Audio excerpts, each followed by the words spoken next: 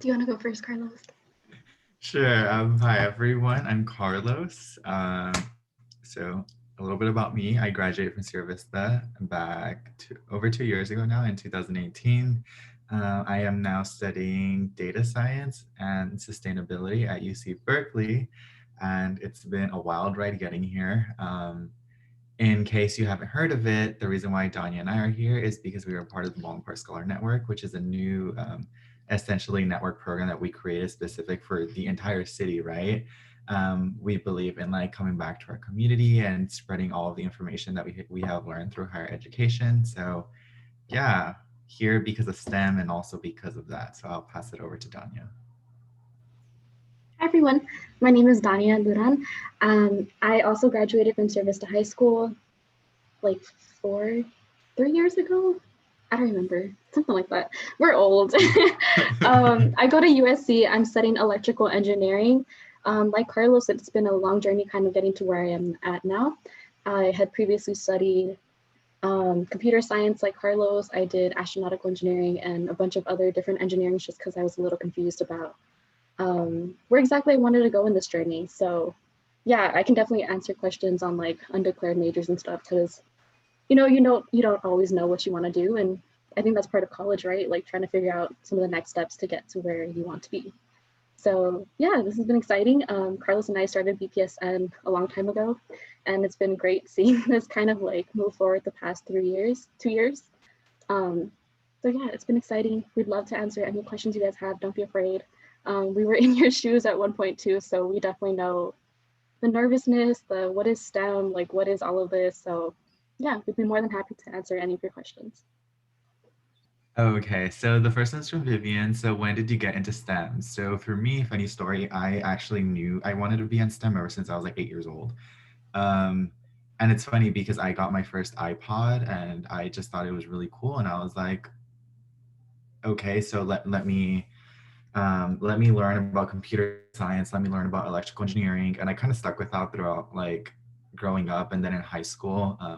Luckily, Sierra Vista does have like computer science classes, a web design class, and I took all of them and really enjoyed it. So going into college, I applied directly to computer science for every single school. Um, and I really enjoyed computer science my first year here, but one of my computer science classes involved a lot of like data, and it was called data structures. And that's when I kind of fell in love with the whole idea of working with data, understanding what are the implications of data, especially like, all of you are using phones, all of you are using computers. A lot of your data is being collected every single moment, which, yeah, it sounds kind of scary. That's why you need to make sure you're being responsible, making sure all of it is private, secure. And so that's why I transitioned from computer science to data science. And so, yeah, both are very interdisciplinary. So, like, I could apply data science and computer science to any field, right? And I feel like that's what I enjoy most about it. That's why I stuck with it, and that's why I love it. And I'm pursuing my career in both computer science and data science, which it's cool stuff. But yeah, I hope that answers that question. I don't know if you have anything else to add, Danya. Um, I kind of just walked into STEM. I didn't mean to get here. I since okay, I'll go way back, but I'll try to keep this short. So, I went to Mexico for the first time when I was 8. My family's from Guadalajara, so we went to go like visit, see everything, and because like this, we live outside of the city, so because everything was like very like pristine, there wasn't a lot of light pollution. It was the first time I really saw like all the constellations and like the Milky Way galaxy and like everything. And to me, that kind of like incited like, wow, like space is really cool. Like I like this. And so I was like, okay, I'll take physics in high school because like they're kind of related. And I was really bad at physics. I absolutely hated it, and I thought I would never go back and do it again. Me Um, too. Physics is hard. Don't feel bad. I failed my AP test, almost failed the class. It was great. Um, but yeah, then I started taking Sierra Vista has like this like engineering architecture program, so I thought I was going to be an architect. I didn't really like it. I thought it was kind of boring. So I was like, okay, I'm good at math. I like science, just not physics. I was like, maybe I'll go into like chemical engineering or something, or even like computer science because I like computers. Um, so that kind of led me into STEM. And then like when I applied to USC, or actually when I applied to colleges in general, I did a different engineering major for each one just because I didn't know what I wanted to do. I still kind of don't, but it's okay. I'm not like Carlos. I don't have everything together. That's like Who one said of I our had big everything together? differences. I feel like since Carlos was a kid, he knew what he wanted to do and like he's been working towards that. Me, I'm all over the place, so I don't know. So yeah, that's kind of where I got into like the main general area of STEM and then like doing extracurriculars on campus or like doing research, internships and stuff like that. That kind of geared me towards like, okay, like this is what I like, this is what I don't like.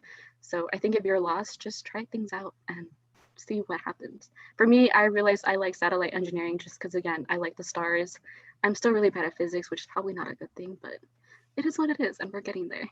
Um, there's so many questions. I'm kind of overwhelmed. So I'll get to the next Yeah. one.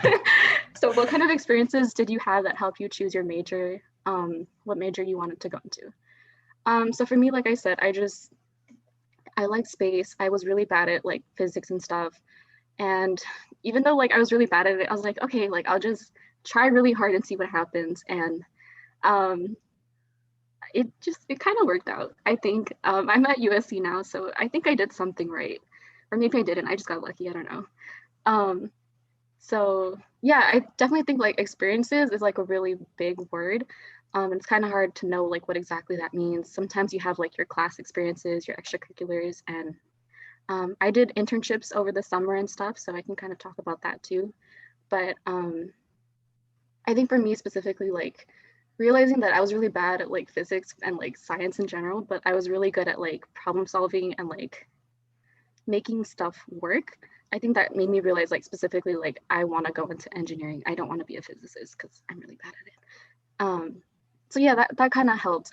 For me, studying engineering is hard just because again, I don't have like I don't know, I'm not really good at science. But I like it. Like I find it so fascinating. Like quantum mechanics, it's so cool, but I don't know what it is. I don't know how to use it, but I know how to make stuff work. So I think that kind of did teach me a lot in general about life. I saw a question like, what's the best advice you have ever gotten? That's a hard question.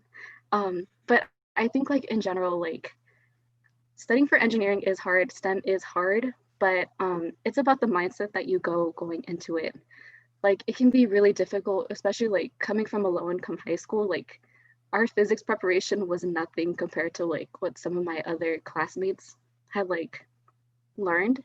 Um, so it made me feel like freshman year, like, oh shit, like I don't really know anything. And I was like, they're gonna find out that like I don't know anything. And it like really freaked me out. But I think with that being said, like I just kind of had to realize like what are my strengths, what are my weaknesses, and develop like a study schedule like for engineering that would kind of work for me.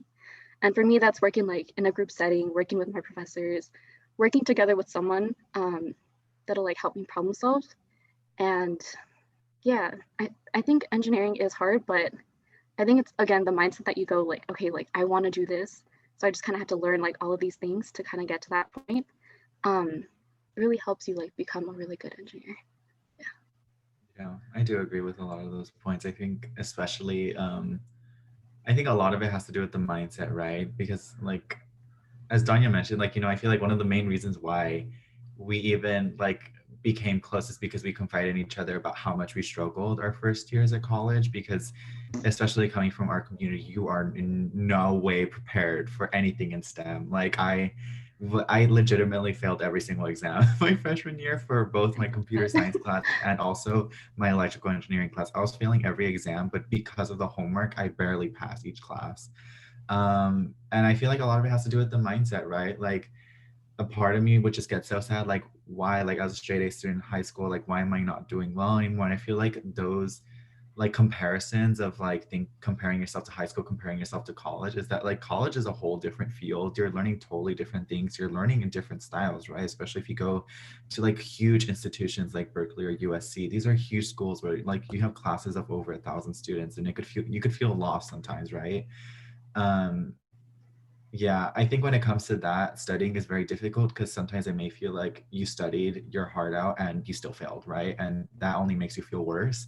But that's not the end. I feel like it's anything going into STEM requires transitioning into it. And transitioning does mean you are going to fail things along the way. And it's okay to fail. It's okay. Everyone around you might be like, I passed this, I passed that, and you're going to be feeling bad. But in the end, you're still in the same place. You deserve to be there. So yeah, it could feel a little challenging to be in a STEM space, especially coming from like either a first generation background, a low income background, which is predominantly the Baldwin Park community, right? So yeah, it's okay. We from experience could say it's a transition. You're not going to get there right away. Um, but yeah, I think that kind of answers your question, Melanie, of like what has been the hardest part of being in STEM, like not comparing yourself all the time, like either comparing you to yourself back then in high school or you comparing yourself to other people, right? It's really easy to compare to other people. That's when, especially like our term that we like to use, imposter syndrome, when you feel like you don't belong in a specific place, that tends to kick in a lot. And I feel like that is definitely one of the hardest parts of being in STEM. And um, as for the advice, I know you were kind of a little unsure about this, Danya, and I kind of am too, right? I feel like in regards to any advice, there's not much you could give because everyone's experiences in STEM are different. But the one thing I will say is find people to work with, find friends in your classes. Like sometimes everyone is really shy in their classes and they don't really want to speak to each other. But honestly, like if it wasn't for the friends I had met in classes, I would have actually failed the classes. It would have not gone great. Like literally, my friends carried me. Like they lifted me and they're like, "Let's get this shit done," and they helped me at least pass my classes. So definitely that. Yeah, I feel that. I would also even add to that, like find a sense of community. I'm just gonna say it, like STEM is pretty like white male dominated field. So like for me, like in my like quantum mechanics class, I was the one of two people of color that were also girls in a room full of 200 students. So that's me kind of like, you know, coming from like Sierra Vista where it's like 80% Latinos, like it was a really big difference in like culture shift. Just because I felt like I couldn't make the same jokes, like they wouldn't understand. They were kind of bland. And I was like, I'm not used to this. so yeah, so I think like now by like what I mean by like developing a sense of community is I made it an effort to reach out to like every literally black and brown engineer within our school. The Turbies are engineering school. So out of like I think 1,000 students, like 100 of us are like people of color. I know all of them. We all study together. We're all like, hey, like I took this class last semester. Here's a final so you can pass. Because like I know like not everyone has the same opportunity like within high school or even junior high to like know how to code or like know how to do basic stuff that like for us like we just didn't have. So yeah, definitely find a sense of community, find a sense of like friends. Engineering can feel very alone sometimes, especially if you go into like computer science where you're like expected to just work on your own. But no, like there's you can work with people. It's okay. And I think specifically like I needed having like brown people around me to like make me feel at home, make me feel like I could actually do this. So I definitely that recommend that in college that because definitely it's like the really sense of difficult. community. Yeah, I Yeah. feel like in all I resonate with Danya. Like in all of my classes, I'm literally the only Latino there, and I'm like, and then like right, like you try to talk to people, and like depending on your background, your culture, you may have different ways of speaking to people, and it could feel very like honestly, going into college, especially like hearing like, oh, Berkeley is so diverse. Berkeley has people from all over the world. That excited me so much. I was like, I'm so tired of my Baldwin Park bubble. I'm so tired of seeing the same people every day. I want to meet people from all over the world. And then I got here and then I kind of hated it because it was such a huge culture shock that I was like, I am no longer seeing the same people. Instead, I'm just seeing a lot of people who are white and people who come from privileged backgrounds of money, right? And that's all people like to flaunt. And they're like, yeah, I did all these cool internships already. I did all these cool things. Oh, my dad is the manager of Yes. this. My mom is like the Mhm. CEO of this. And that could feel really overwhelming in the STEM field because a lot of students here do have parents who like, they work at these big companies that you would want to work at, right? And it could feel a little lonely. So that's why I highly agree with advice of finding the sense of community. Like I know, Danya, you're a part of like the SH Chapet. I Yes, can't even. Society of Hispanic Professional Engineers. Yeah. So for example, that is one community, and here at Berkeley, we kind of attach to them, but instead we're called Hispanic engineers and scientists. And there's a lot of different like clubs you're able to join in college. and like literally there's so many that are so niche. Like it'd be specific to like if you're in medicine, if you're planning to be pre-med to go into medicine and you are a Latino or you're Asian, you will find clubs like that. Like there's definitely plenty, and I feel like those are the ones you want to gravitate towards. Yeah, I hope that helps with advice, because I feel like, yeah, I resonate with that, Danya. You're spot on with that. Yeah, for some reason, everybody's father owns like an aerospace corporation, like at least for like in the engineering school. And I'm just like, what the heck? Because like I remember like one instance, someone was like, oh yeah, like I interned at this company when I was like a freshman in high school, and I was like how did you do that? Like, I think I was smart in high school. Like, how come I didn't have that opportunity? Um, but yeah, I just realized like, oh, like his dad owns it. Like, of course he's gonna get a job there. And then like, of course, because he has that experience, he can do other stuff, and like that's how he gets like more scholarships and stuff. And it's just like sometimes it can feel like the system's rigged against you, but don't feel that way. Like everything's challenging, but you're here for a reason. You got accepted to X school, or even if you didn't, like you can still have that passion to do stuff. And again, it's just your mindset, like ignoring all of that, blocking out other people's stuff, not trying to compare yourself. It's hard, but you just got to get through it because like you're here for you and you're here to get to where you want to be. Yeah. So yeah. Yeah. Someone asked what kind of jobs are in STEM. I think that was one of them, are associated with STEM. Um, that's a really big question. It's A literally lot. everything you can think of. Yeah, I feel like definitely like since we're still in the middle of a tech boom where everything is just growing exponentially with technology, it's very applicable to anything, right? How I mentioned, any engineering, any math is interdisciplinary. So you could, even though you study like math, right, you may not understand yet in high school like what calculus is used for, but calculus is literally used in everything else that you could learn. And that's why you are required to take calculus again if you go into any STEM major, right? You're required to take calculus again in college to like show, or I guess you could pass out of it. I wasn't able to. But yeah, it's like required because a lot of STEM is interdisciplinary. It works through each other, right? Like for example, me in data science, like you'd be like, cool, data, like I code stuff. You look at data, which you start thinking about like Instagram, Facebook, TikTok, especially, right? But no, literally data science is applied to any like social sciences, right? Like you apply to English, you could apply to linguistics, and you know why? Like like you have stuff like Siri, you have stuff like voice detection stuff, right? Like see how a lot of things in STEM are really interdisciplinary with each other. That's why, yeah, you will find a job in anything. That is not an issue. Do you have any other thoughts on that, Danya? um, it's literally like even on the weirdest things, like my boyfriend is working in like a research lab where he is essentially helping this machine learning program, which is like kind of like this code that like learns how to function on its own. I'm probably butchering a way to describe it, but yeah, it's like anything. And he's helping children kind of learn who have some, I forgot which intellectual disability it is, or like different abilities. But he's helping them learn how to like navigate a social setting, because like sometimes kids with disabilities, it's hard to function when there's a lot of people around you, when there's a lot of noise. So he's developing like this like app kind of thing that helps them just learn how to socialize a little bit better, learn how to pay attention in class, learn how to block out some of the different like sensory stuff that's going on in the classroom.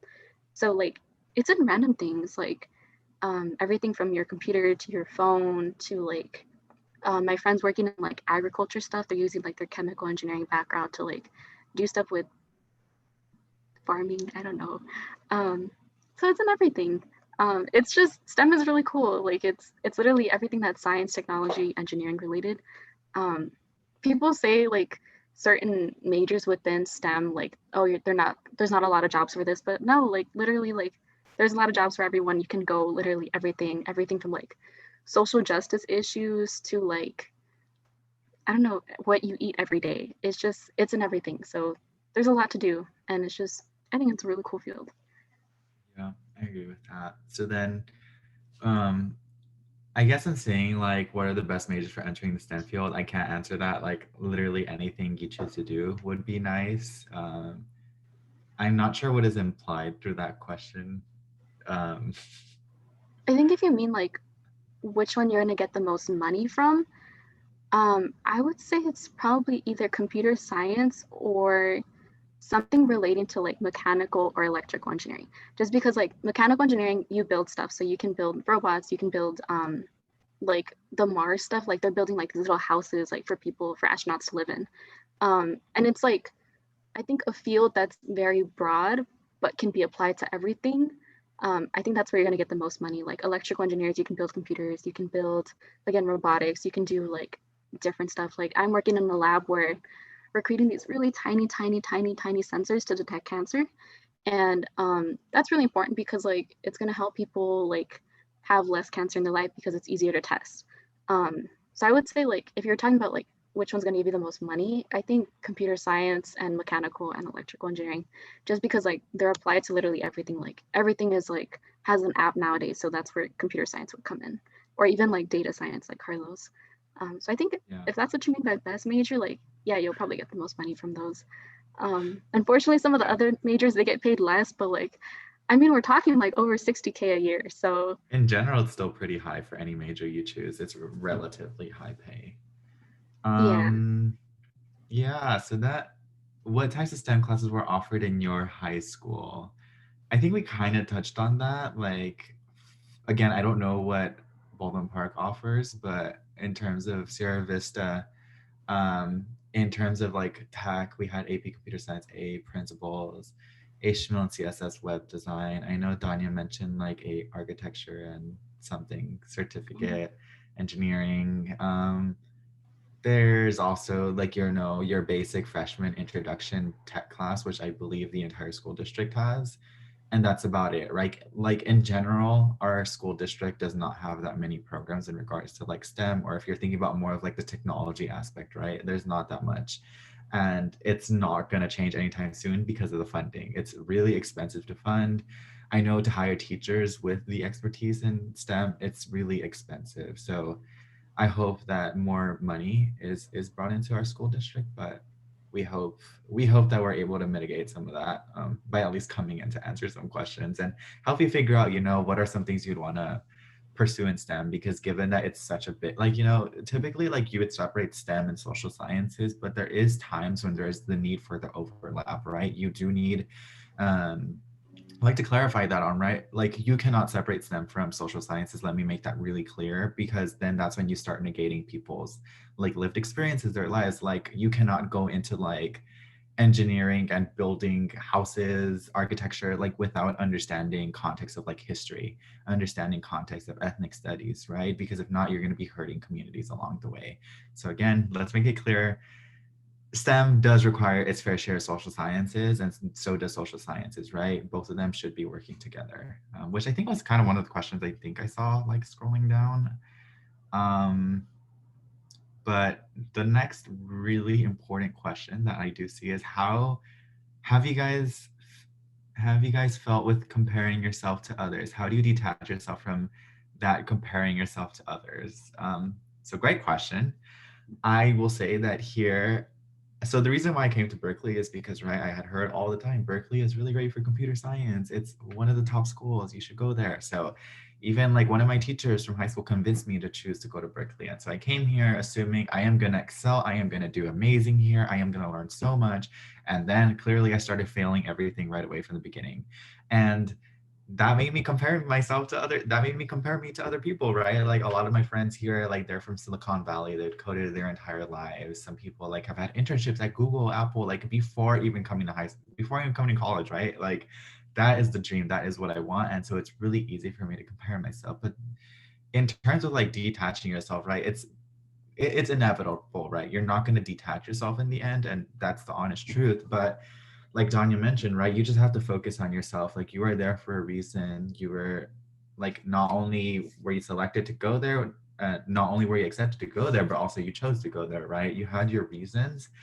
Um, and you kind of just have to like, as much as it sucks, sometimes you just have to go with it. And so it's really difficult to, I will say that. But other than just focusing on yourself, like recognizing your value, right? I feel like a lot of us tend to like compare ourselves and like devalue ourselves. We're like, I don't belong, I don't deserve to be here. And then imposter syndrome starts to like snowball effect.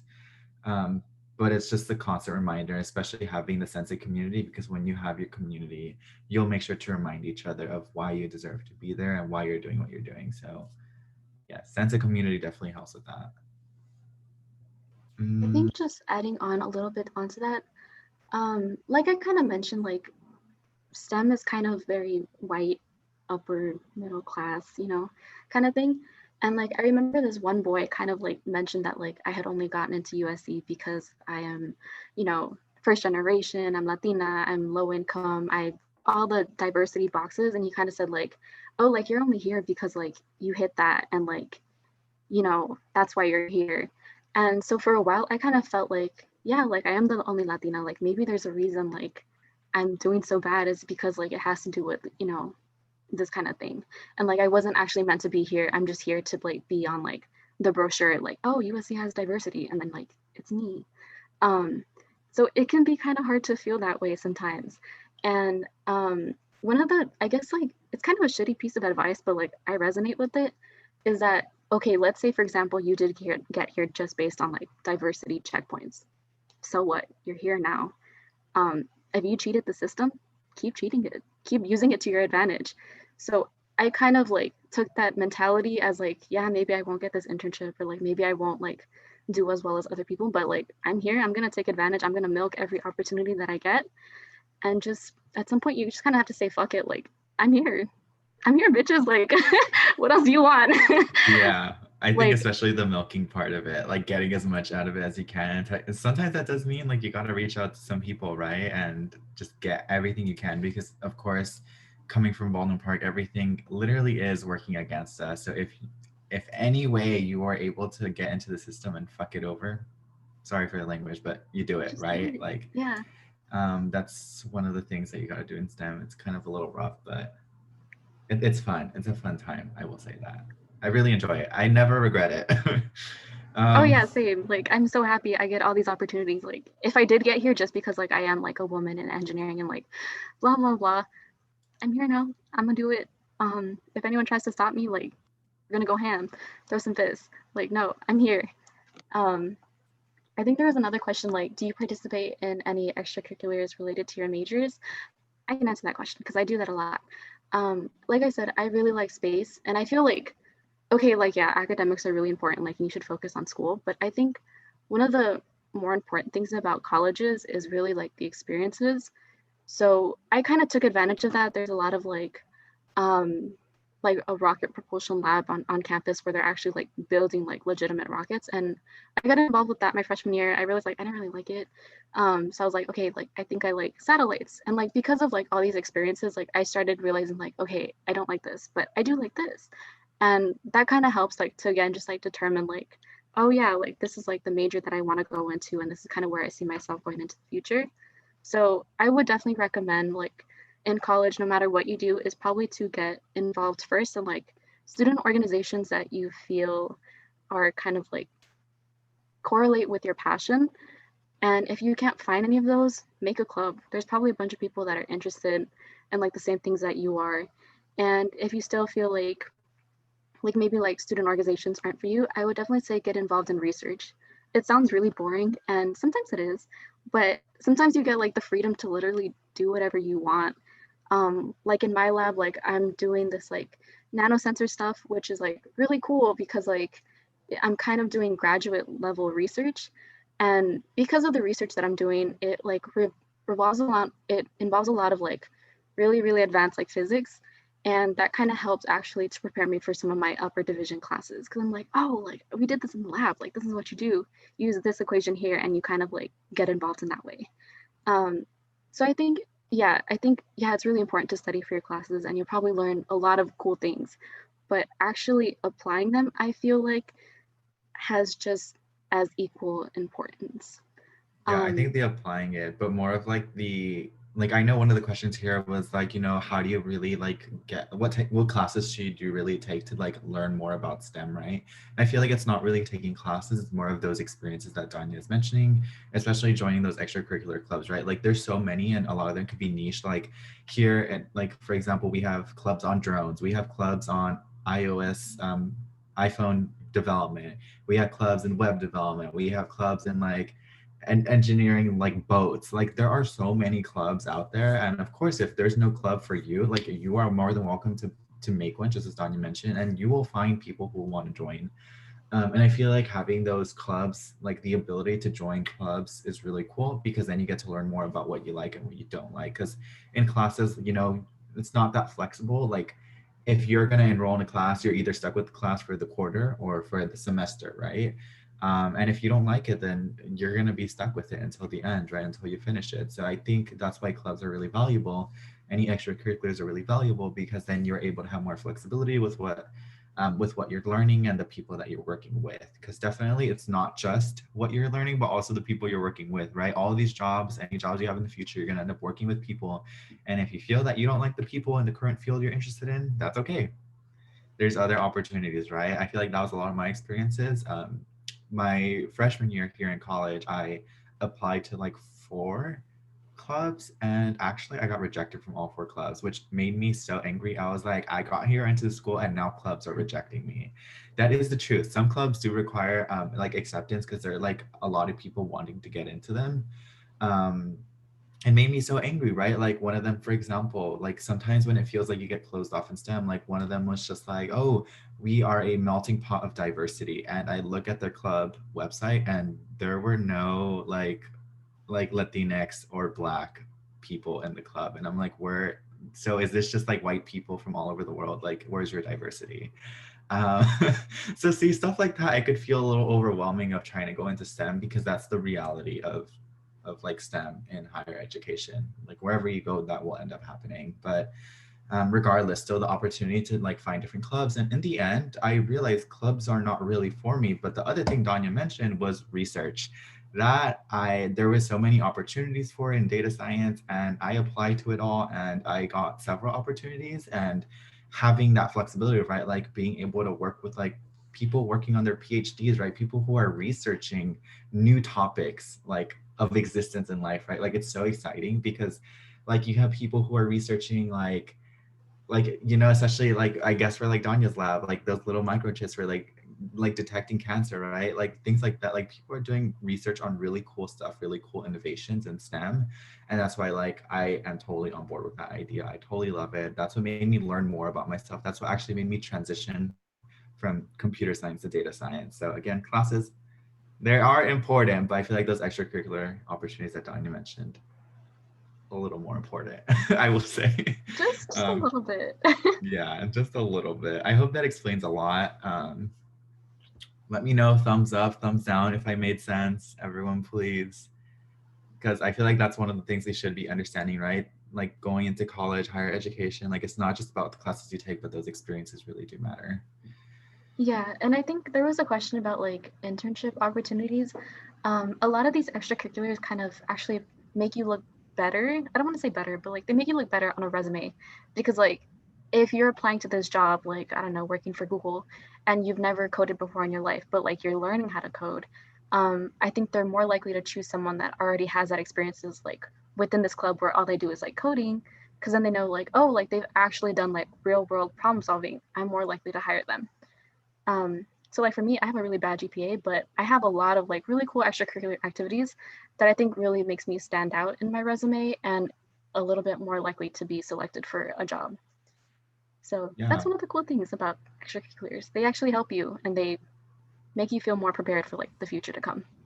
Yeah, definitely. I feel like classes do give you a picture, right? But unless you're actually applying the material in like a research or an extracurricular, then like yeah, it definitely does make a difference. And again, those opportunities in STEM do matter if like you plan like right after like right after college, or like if you plan on going to a 4 year, for example.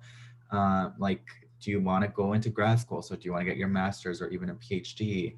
Do you want to go straight into work at a job like Apple, Google, Honeywell, Tesla? Like there's so many different companies for like STEM, right? Um, like do you want to go there? Like there's so many different routes to take, which makes it very confusing to answer these questions. So it's like either you might want to do research if you want to go into like a master's or a PhD, or you might want to go into a club that's building boats if you want a job right after college, right? It really does depend, and it kind of blurs the line. um, okay, this question is really loaded. Would you recommend going into STEM even if we're bad at things like math and science? Yes. Yes, I will say still go for it. You could still be bad if you want here, but in the end, right, those experiences matter. Like, I feel like the environment, I know like your environment really does like change a lot, right? Like if you feel like you weren't supported enough in high school with like math and science, which a, a lot of the case in our community, right? It's the truth. Like you have teachers who are teaching something that they didn't even study. That happened all the time in Sierra Vista. Like and I'm pretty sure that happens all the time in BP too. Like you could feel like a little underprepared sometimes, and honestly going into college you will still feel underprepared. But if I'm quite honest, I learned so much here in college, and it actually um strengthened my ability in those classes, right? Like I thought going into college I was like, I'm super strong in math, I'm super strong in chemistry and stuff, and then I get here and I was like, wow, I am not strong at all in any of those things. And I know Danya resonates with that too. And so even if you go to higher education, you're going to feel like you're not strong enough, but you will end up being able to learn a lot more, especially given how your opportunities open up a lot more. So Yeah, it's like I said, okay. I failed physics. I was really bad at it. So I okay, I guess like another part is like I did really well in math at Sierra Vista. Like I got fives on all the AP tests and whatever. And because of that, it let me jump ahead into the next course in USC, which is like our like multivariable calculus and stuff. And that was like the first class I got an F in because like I like go out of high school, I thought I was like so cocky, like, oh, I know everything there is to know about math. Like I'm basically Einstein, you know. That was not true. I didn't know anything. I was really underprepared. Um, and I'm not saying that to like scare you. Like I think it's like it's okay to like you're gonna fail your first year of college. Like it's okay.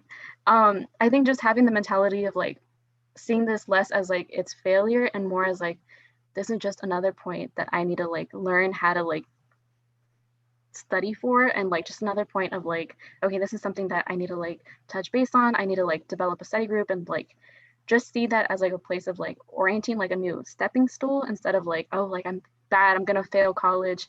I think I saw like another question like did I ever feel like dropping out? Yeah, my freshman year I did feel like dropping out because I was like I'm so dumb, I'm failing all my classes, everyone's better, everyone has a job after this summer or something, and like a lot of like also personal stuff too. And so yeah, I felt like I was gonna drop out because I'm like, I'm paying all this money, but I don't know what I'm doing. And I think what kept me going is that again, I had this mindset of where I wanted to be, and I liked learning about new opportunities, and I liked all my extracurriculars.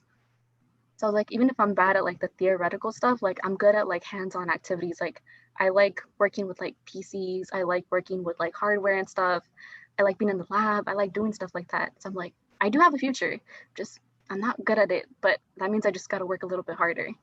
And sometimes it's hard to like know like am I working too hard? Like am I trying to like be the best at everything, and like sometimes you're not going to be the best at everything. Like I remember I would study like all week for this one exam just like to get the average, whereas like someone who had like already taken it before in high school, like they got like an A plus, and I'm just like what the heck, man, like this isn't fair, but It you know happens a it is what lot. it is. Yeah, so just again don't see it as failure, but just like another opportunity to like take a look at yourself and like keep working on it. Yeah, definitely. That's the reason why it was a loaded question. You know, you could feel weak on some stuff, but again, the thing that we want to resonate the most is that I feel like, especially in high school, a lot of high school that I reflect on now is like memorization, right? You're so used to memorization, you're so used to applying the same techniques over and over, but college is a little different, and I feel like that's what destabilizes your idea of how good or how bad you are in something, because since college is a lot more applicable, they could be like, oh, you learned this concept, now apply it to this other thing that you've never learned about, but since you know the concept you should understand it, right? They kind of always throw that at you, so it destabilizes what you know and what you don't know. So again, don't feel afraid if you feel like you're not ready for STEM yet, like in any major that you're interested in. That's okay. Like, you know, you'll end up adapting more into it once you start taking classes on it, and that's okay. Mhm. um I feel like, okay, so I feel like the next one is like, how do you find internship opportunities? Definitely, like friends, I will say that. Clubs, that's also another one. They tend to always like be like, oh, there's this new internship that this company let us know about. Any like fairs, there's a lot of fairs that happen in colleges for that. um Google, Google is a very good resource. I will say Google, like I used to Google like data, like I've been Googling for the past 2 years, like data science internships, and that took me so far. Like I applied to so many. It's like it's pretty common for you to like not get any answer, for any recruiter to not reach out to you. But just by like looking up at Google, seeing all the opportunities, making like a spreadsheet of what I want to apply to and what I don't want to, it worked really well. And I got a lot of responses. And I'm not hired, but that's okay. I at least got into an interview, and that's what I cared about. Mhm. So again, internships are a little scary, especially because it's like, you're going out into the real world, applying the stuff that you learned in higher education. So it can feel a little scary. But yeah, do you have any other thoughts on that, Danya? Just because we both had this scholarships. Carlos and I are both HSF scholars, which we didn't know about till we got to like this like special conference for just HSF scholars. That's where I was able to get my internship at Toyota. I worked on a lot of like the electrical stuff for them, and I got that because of my scholarship. Typically with like big like especially like HSF or like there's even like the Great Minds in STEM, which I also got. Um, there's a lot of scholarships for like Latinx people who are studying like STEM, just because again we're not really represented in those fields, and there's not really a lot of us there. So it's kind of like a way to like give you these career connections that you wouldn't otherwise have, because like my dad's a construction worker, like he's not gonna know how to like do this stuff or like get me a job in this field. Um, so I think yeah, scholarships are another good resource. Um, there's this website called LinkedIn. That's another good one too. It's just like it's basically just like job searching, but also like Facebook kind of thing. Some high schoolers I've seen had LinkedIn, so that's something you can probably do now if you're into. Um, but I use it a lot, and it's gotten me quite a few job offers this summer, but I didn't want to take them because they were boring. Um, but yeah, that's another good source too. And sometimes even your professors, especially if your college that you go into has a really small like only 30 people per like class kind of thing, then you can probably get really close with your professor. And like I remember one of my professors, he worked at NASA on the side, like that was just his thing. And a lot of the students in the class that were really close to him got internships for like the next summer or like the summer after, just because again they had that connection with him. Yeah, I feel like making buddy buddy with your professors is one of the best things. Mhm. Like I know, like it could feel a little intimidating, right? Because sometimes your classes are really big. You're all like, "There's no way I can get to talk to them," but they do have like office hours. Like, will your way into your professors' lives. I know a lot of professors too will be like, "Oh, I'm opening up opportunities for research," and that's what happened for me. Like, I was in a class of 300 students for our data science, human context and ethics class. And I wanted to talk to my professors all the time, but I just couldn't find the time. But then afterwards, after the semester ended, they opened up applications for like research jobs. And that's what I applied for. And now I'm like buddy buddy with them. So it's like, even though if it might not work out during class, there's still different opportunities to like go into the lives of professors, because professors are not just there to teach, right? Like they don't just teach at the school, they also do research at the school. They also have side jobs with other companies, and that's why they're doing research at XYZ university or college. So definitely there's a lot of different ways to get internships, and it's varied. It really does depend on your experiences and where you're at. But yeah.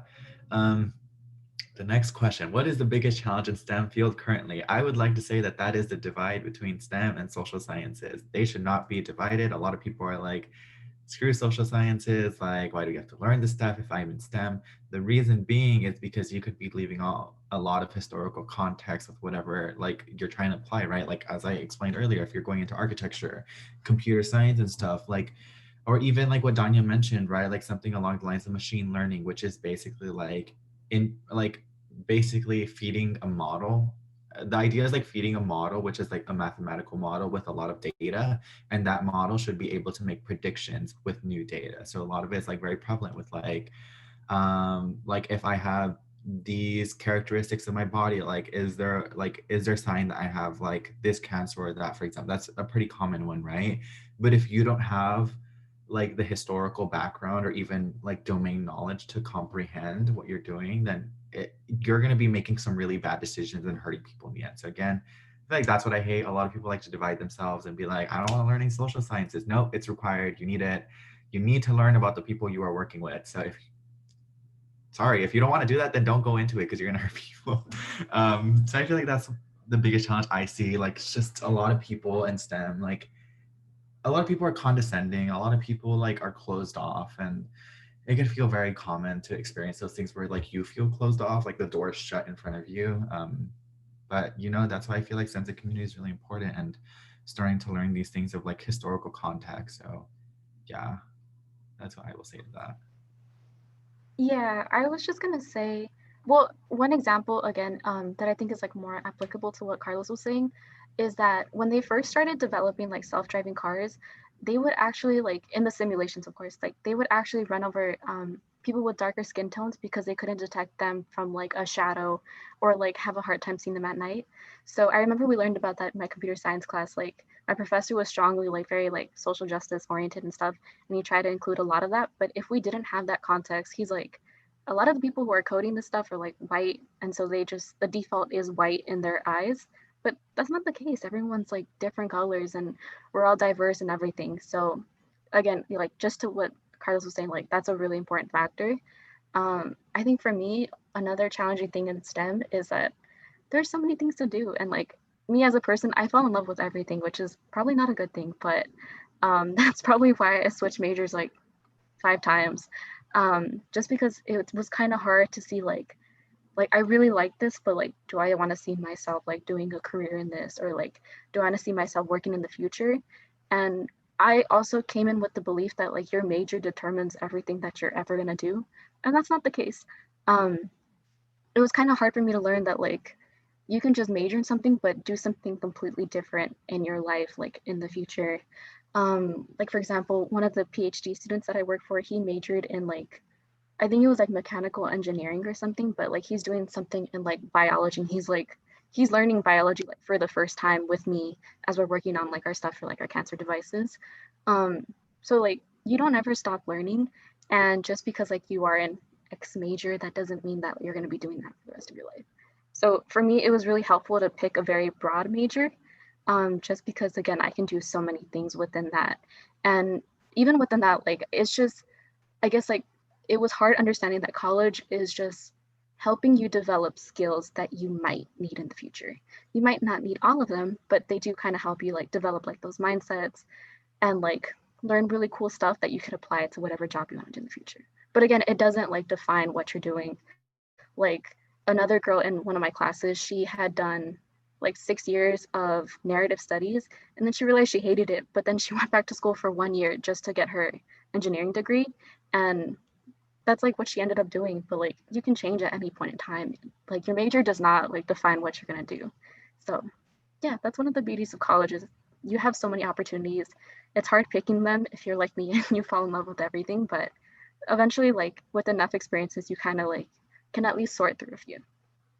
Yeah, I feel like the falling in love with everything is kind of pretty common, and I strongly resonate with like you don't need to major in something that you plan on doing for the rest of your life if like you're interested in like I know like for example one person that I was talking to when I was like looking to intern at like Instagram, one of the engineers I was talking to, or they're a data scientist at Instagram, and they were like, yeah, I literally studied chemistry in college, and I'm like, how did you get to data science? Like those are two complete different things. And they explained to me, they're like, yeah, like I like chemistry and I learned some things in chemistry that are still applicable in data science. And so that's why I really like data science too. And I pursued it as like a career, right? And so I feel like that was like that really opened my eyes because I'm quite the opposite. Like I knew I wanted to go into computer science, data science, but I also love chemistry. I also love things about like skincare, for example, right? So like me, like I've struggled with my skin my entire life. And I feel like that's made me think about like how could I apply data science into like cosmetology and stuff. And it's like you could apply things to literally anything, so it's like really interesting. And I found like research opportunities in that stuff too, right? Like I could literally like be like, or I saw like an opening right at like UC San Francisco, which is a medical school, and they're like, oh, we have positions that are like we're looking for data science interns, and we're looking to find like these things with I think it was like skin and or I guess like I don't know, it's just like something regarding skin and like teeth and stuff, and it's just like really interesting to me. So it's like again, things are so interdisciplinary. You're able to apply it to a lot of things, and that's when people tend to like transition from like studying one thing but then working with something else, right? It's pretty common. Don't worry about it. Um, yeah, there's a lot of questions. I don't know what to answer next with the little time we have left. I'm just gonna give one general piece of advice because I'm not really sure if y'all are seniors or like juniors or like still looking sophomores, whatever. Um, your college also doesn't determine what you're gonna be. You don't need to go to the best college. You don't need to get like the top rated whatever to be successful in that career. If I'm gonna be honest, STEM is universal and you're gonna learn the same thing that you're gonna learn at USC versus at Citrus. It's the same thing because that is science. Science is universal. It's a fact. Um, so I know sometimes there's a lot of like stigma, or sometimes parents will like pressure you, like, no, you have to like do the best, be the best, like whatever, which is, I get like for their generation that was successful for them, but like we're a new generation. Um, you don't need to be in the best like program or whatever, because we're lucky we should all have like access to Google. And if we don't, then, you know, there's free stuff that we can do to work around that to get you access. Um, but like, yeah, STEM is universal, so you don't need to go to the best school or whatever is, you know, those websites that rank everything by like program, whatever. Um, I will say the only good thing about going to like these like top rated schools is that it's a little bit, just a little bit easier to get opportunities. Just again, because I mentioned like one of my professors worked at NASA, so those kids that were really close to him were able to get those opportunities. Um, and sometimes that might not be the same for like different schools and everything, but that just means that it's going to be a little bit more work to where you want to be. But again, that doesn't determine what you're going to go into. So don't feel bad if like, you know, money is a real factor in a lot of our decisions for college and stuff. And like, I wouldn't have been able to go to USC unless I got like the scholarship that I did. Um, because otherwise I was planning to go like heavily into Cal Poly, just because I think it was local, it was like available, it was pretty low cost for me at the time. Um, but yeah, like if I would have went there, like nothing bad would have happened. Like I would still be interested in what I'm interested in.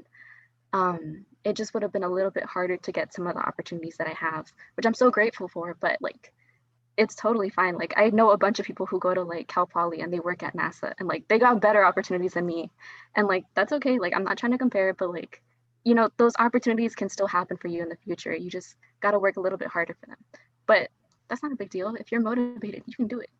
So Yeah, a yeah, lot of don't it be does have afraid. to do with your unique experiences and what you make of it. So that's why like just pushing through and communicating with people, finding those communities is where you find those opportunities in the end. So yeah, again, as Danya mentioned, you're gonna learn the same thing anywhere you go. It's not gonna be any different. Those experiences and opportunities will be different, but you know, you never know what you're gonna get in the end. So again, I think one point that Danya mentioned is that like, you know, there tends to be like those websites that have like rankings of schools. I will say those rankings are usually specific to research and not so much what you're going to learn, right? Like just because Berkeley may be number one in computer science, I personally would not rank it number one because they lack supporting people from Mhm. marginalized communities like myself, right? Like I didn't have the same background as all the Silicon Valley kids, so I didn't have the same experience as them. So that's why like these numbers are super abstract. Like they don't have any true meaning other than the research professors do. So you don't know how much you're going to learn, right? So again, numbers are just numbers. They don't mean anything in the end. I wish I knew the things I knew about struggling here that like I wish I knew that stuff before going because it would have changed my decision. I probably would have not come here, right? Like once you end up going to a place to start learning about it, you'll start having new perspectives about it, and that's okay. I feel like definitely being in STEM makes you hate a lot of things and enjoy a lot of things equally. Like for example, right? Like you know what Danya mentioned, like when like self-driving cars were first being developed, like how that was an issue. Like there are so many ethical issues with tech and just engineering in general that make me hate it. Like I'm like, why am I pursuing this? I hate my job. Like I hate people who do my job.